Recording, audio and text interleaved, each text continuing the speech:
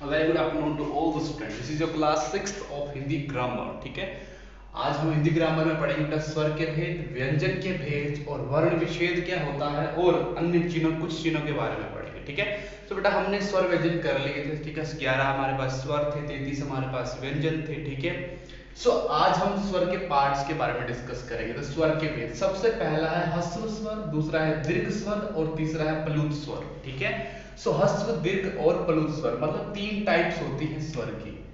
स्वर के कितने भेद होते हैं? 3 भेद होते हैं और 3 ही भेद होते हैं आपके व्यंजन के।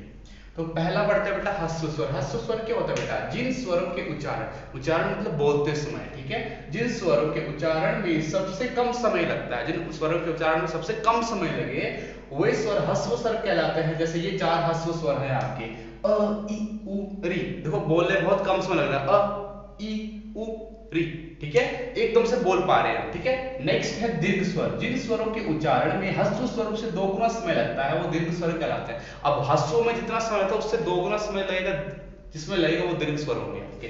जैसे कि आ, ई, उ, ए, ओ, औ। ठीक है, तो डबल समय लग रहा है तो वो कौन से होंगे? दीर्घ स्वर। और ये आपके दीर्घ स्वर के एग्जांपल, ये सारे दीर्घ स्वर हैं और ये आपके ह्रस्व स्वर है। ठीक है, नेक्स्ट ऑफ प्लुत स्वर। जिन स्वरों के उच्चारण में ह्रस्व स्वर से 3 गुना समय अधिक लगे वो प्लुत स्वर कहलाते हैं। जैसे ओम, इसे ओम को ऐसे लिखते हैं। ठीक है, ओम में ओ जो है उसको जो बोलने में 3 मतलब ज्यादा समय लग रहा है, ये है आपका बेसिकल प्लुत स्वर। ठीक है, अंडरलाइन कर लेना इसको। ठीक है, तो बेसिकली देखो बेटा स्वर के 3 भेद है, ह्रस्व, दीर्घ और प्लुत। ह्रस्व में जो जल्दी बोले जाए, ह्रस्व अ, ई, उ, री। दीर्घ, जिन स्वरों के उच्चारण में ह्रस्व स्वर से 2 गुना समय लगता है वो दीर्घ स्वर कहलाते हैं। ठीक है, तो दीर्घ में आपके ये आ गए। ठीक है, और जिन स्वर के उच्चारण में ह्रस्व स्वर से 3 गुना समय अधिक लगे वो प्लुत स्वर होते हैं। जैसे ओम में ओम। ठीक है, ओम जैसे ये साउंड होती है ना, ओम, तो जब कितना टाइम इसको बोलने में लगता है। ठीक है, तो ये 3 गुना ज्यादा लगता है। तो आपको समझ आ गई व्यंजन के भेद में संयुक्त व्यंजन। सबसे पहले संयुक्त व्यंजन क्या होता है?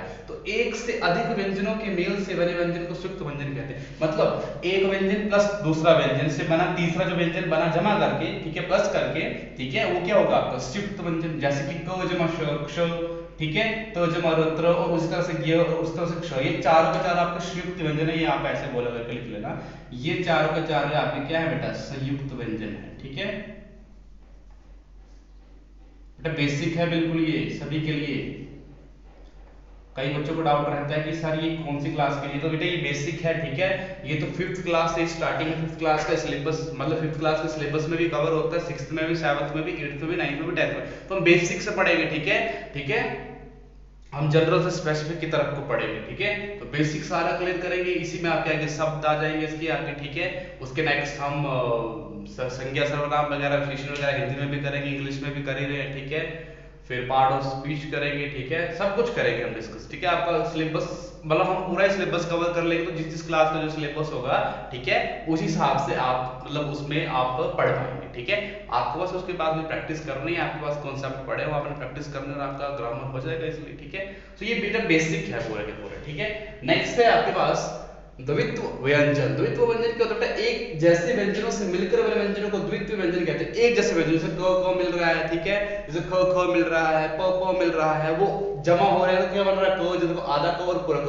प का जैसे पक्का में, ये देखो ये द्वित्व व्यंजन है। क पूरा नहीं, क और क है। ठीक है, तो इसके शब्द भी मैंने आपको बना के दिए हैं। नेक्स्ट संयुक्ताक्षर व्यंजन। ठीक है, संयुक्ताक्षर व्यंजन जब स्वर रहित व्यंजन, पहले एक स्वर रहित व्यंजन आया मतलब जिसमें स्वर की साउंड ना आए, ठीक है, का अपने से अलग स्वर सहित व्यंजन और उसका नेक्स्ट जो जिसके साथ जिस व्यंजन के साथ वो मिल रहा है वो स्वर से रहित सहित है, मतलब उसमें स्वर की साउंड आ रही है, सेम मेरा होता तब ये संयुक्ताक्षर व्यंजन। जैसे द में स्वर की साउंड नहीं आ रही है, य ओ की साउंड आ रही है, य की साउंड आ रही है। ठीक है, तो दय बन गया। ठीक है, द जमा ये दय बन गया।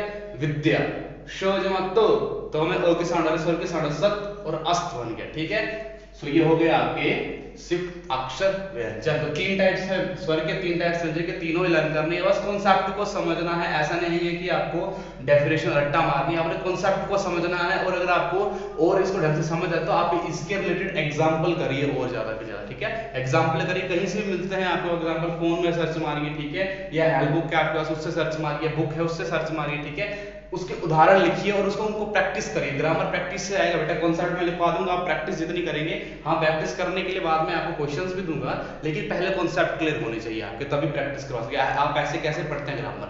आप पढ़ते हैं कि आपको सीधा ही आपको प्रैक्टिस के लिए क्वेश्चन दे दिए जाते हैं और आपको कॉन्सेप्ट क्लियर नहीं होते, तो आप कैसे कर पाएंगे? ढंग से नहीं कर पाते, फिर आप क्रैमिंग करते हो, उसमें रट्टा मारते हैं, ठीक है? तो क्रैमिंग नहीं करनी है, ठीक है? शिक्षा का उद्देश्य रट्टा मारना नहीं, शिक्षा का उद्देश्य है कि समझना, ठीक है? नेक्स्ट है वर्ण विच्छेद। वर्ण विच्छेद, देखो विच्छेद का अर्थ होता है अलग करना, जैसे संधि विच्छेद उसमें भी हम अलग करते हैं, ठीक है? वर्ण विच्छेद का उसमें वर्णों को अलग करेंगे, ठीक है? विच्छेद का अर्थ अलग करना, किसी शब्द के वर्णों को अलग करना ही वर्ण विच्छेद कहलाता है। जैसे नीला, नीला के का शब्द मिला न, फिर बड़े ई की मात्रा नी, ई प्लस ल प्लस आ, नीला, तो ये क्या कहलाता है? वर्ण विच्छेद। और कुछ अन्य चिन्ह जैसे अनुस्वार, जिसको अयोगवाह भी बोलते हैं, ठीक है? ये साइन, ये चिन्ह याद रखना।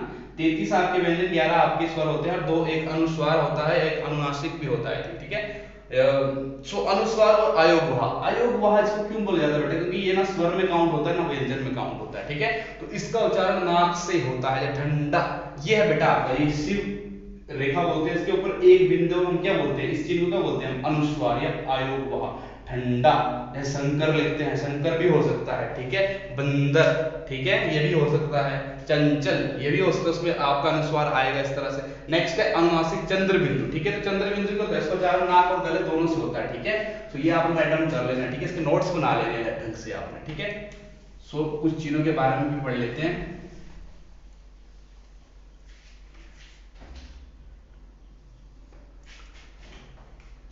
तो लिख लेंगे इसका उच्चारण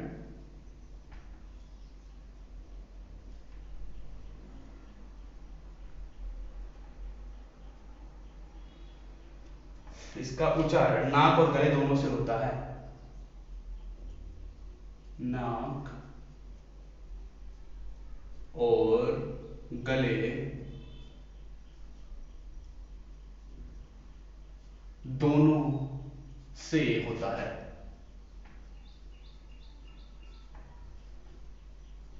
ठीक है? नाक और गले दोनों से होता है। जैसे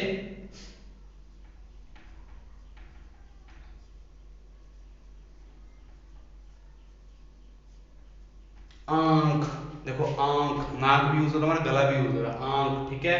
आंख हो गया, चांद हो गया, चांद, ठीक है? तो ये चंद्र बिंदु के बारे में, ठीक है? थर्ड वन बात करें तो बेटा, थर्ड वन होता है आपका विसर्ग, विसर्ग, ठीक है?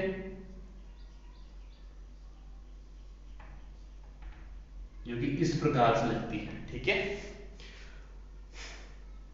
तो इसका उच्चारण कैसे करते हैं बेटा? हम इसको ह की तरह पढ़ते हैं, ठीक है? इसका उच्चारण मतलब जहां पे ये आ जाए इसको हम ह पढ़ते हैं, इसका उच्च विसर्ग बोलते हैं इसको, ठीक है? इसका उच्चारण ह की तरह होता है,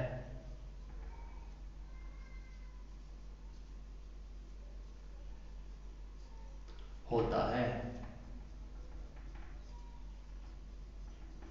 ठीक है? जैसे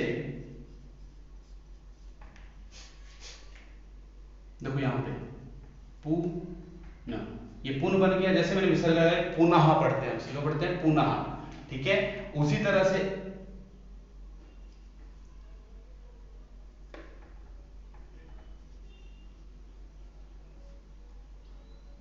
प्राय, ठीक है? प्राय, ठीक है? प्राय पढ़ते हैं इसको, ठीक है? तो ये हो गया आपका विसर्ग। नेक्स्ट वन आ गया आपका आगत,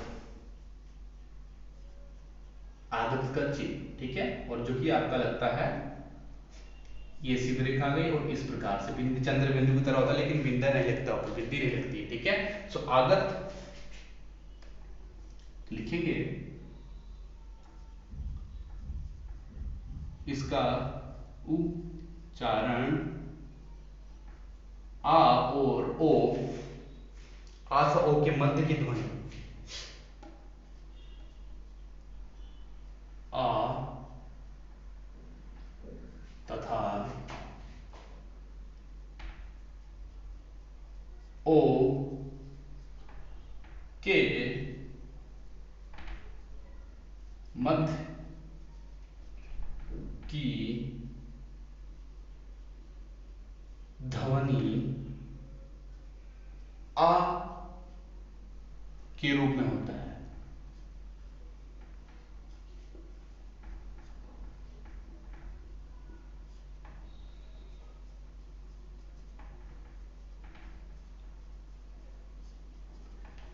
जैसे का,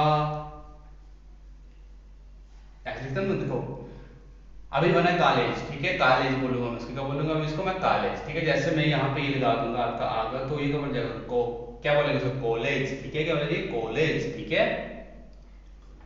सो इसका उच्चारण आ तथा ओ के मध्य की ध्वनि आ के लिए के रूप में होता है, जैसे कॉलेज का आलेज, ठीक है, कॉलेज, ठीक है।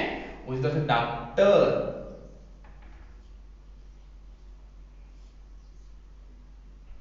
ठीक है। सो ये हो गया आपके कुछ चीज। तो बेटा आज हमने बेसिकली स्वर के भेद किए, व्यंजन के भेद किए, ठीक है, वर्ण विच्छेद किया, अन्य चिन्ह किए, ठीक है। तो आपने ये इनको नोट्स बना लीजिए और ढंग से इनको पढ़ लीजिए, ठीक है। और आप ढंग से और अच्छी तरह करना चाहते हो कि आप एग्जाम्पल को सोल्व करिए, ठीक है। ऑनलाइन डाउनलोड कर लीजिए, ऑनलाइन देख लीजिए, गूगल में सर्च मार लीजिए, निकल जाते हैं, ठीक है। सो जितना आप उदाहरण को खुद प्रैक्टिस करेंगे आप उतना ज्यादा समझेंगे इन चीजों को, ठीक है। So that's all, thank you.